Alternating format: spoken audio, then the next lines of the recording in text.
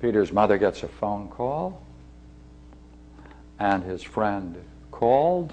I don't have the name of his friend. His friend called, mother called, and Peter's mother says to Peter, "Why, they called.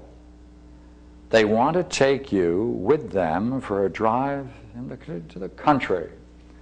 According to this, he'd never driven in a car up through the country. All of his life was in New York City.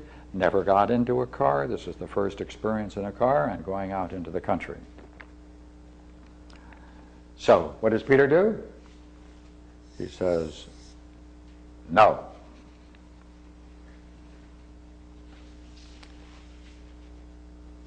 That's the only time in his memory that he defied his mother when clearly she wanted something. He just said no, no discussion.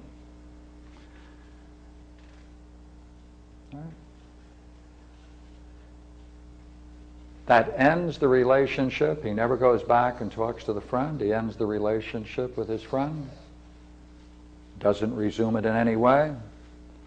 His performance in school drops. It was poor before, but now it gets worse. And he stays close to home.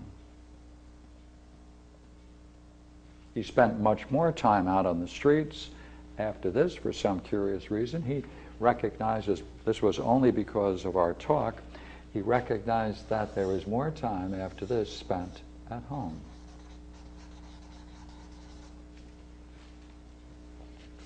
Now, all of these parts fit together in terms of a drama.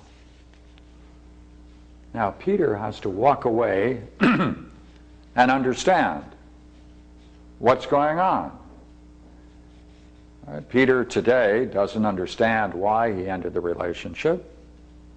He doesn't understand why his performance dropped. He doesn't understand why his mother did this. He doesn't understand any part of it. But what does he know? He knows that for many years he had a very poor educational performance. His grades dropped very low. He was kicked out of school. Patterns of truancy continued after this. And then later there was a change, and then he went back to school and made something of himself in various ways. Now, is there any connection between the one and the other?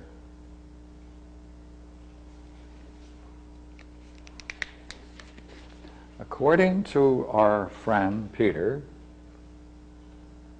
on reflection, this is what he now says about himself. Achieves up to a level. That level has something interesting about it. To go beyond would mean he would have to then join a more sophisticated group.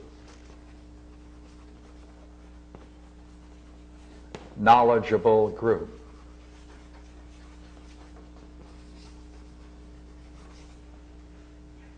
Backs away from it. Still modestly successful, but this has always bothered him.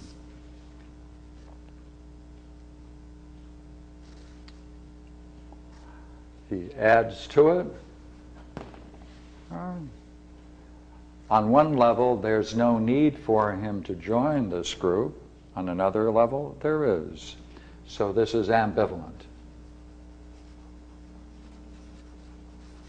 That is to say, he's attracted, but yet has good reasons for avoiding.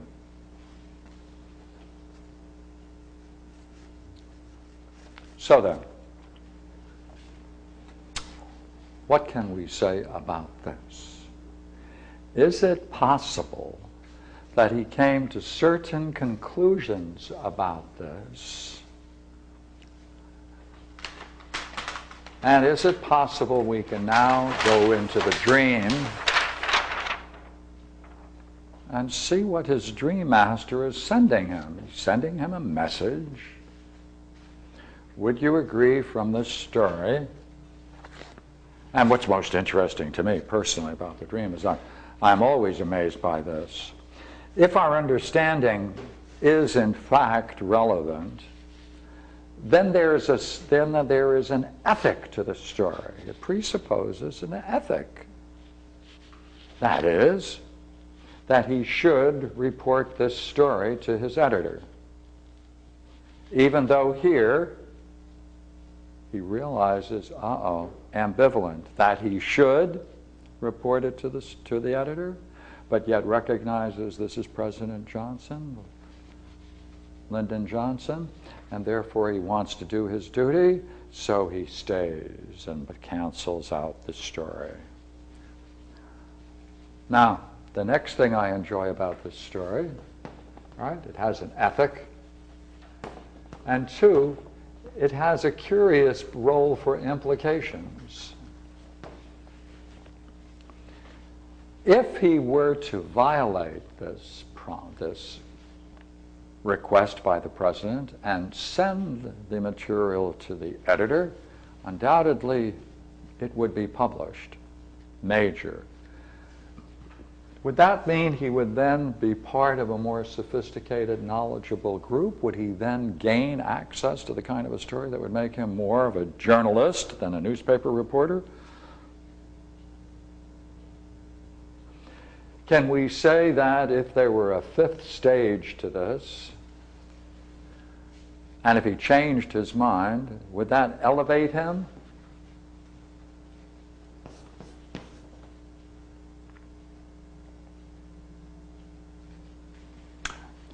All right. Now, we're getting ready to look for things between the dream and the past that may be similar, so that we can then look for patterns. That's our goal. Well, what happened at this point, working with Peter, is that he did say that that same ambivalent, I should do it, I should do it, I should go on and do it, but he's going to stay loyal. He took this, therefore, as staying loyal.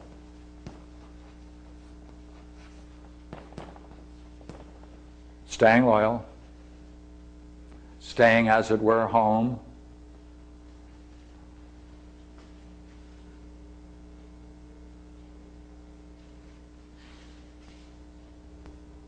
Peter also looked at this and he said that he had never really understood this dream in any way and didn't know whether in fact it could be understood. This event, he said, has baffled him for many years. He didn't know why. He said no, why he didn't say yes and go along. But then after discussion, he said there was a sense in which he got revenge for the humiliation that he suffered at the doorway. So therefore, he took that idea of revenge, and he concluded after a few minutes, he began talking, and this was this afternoon. He said what was interesting is that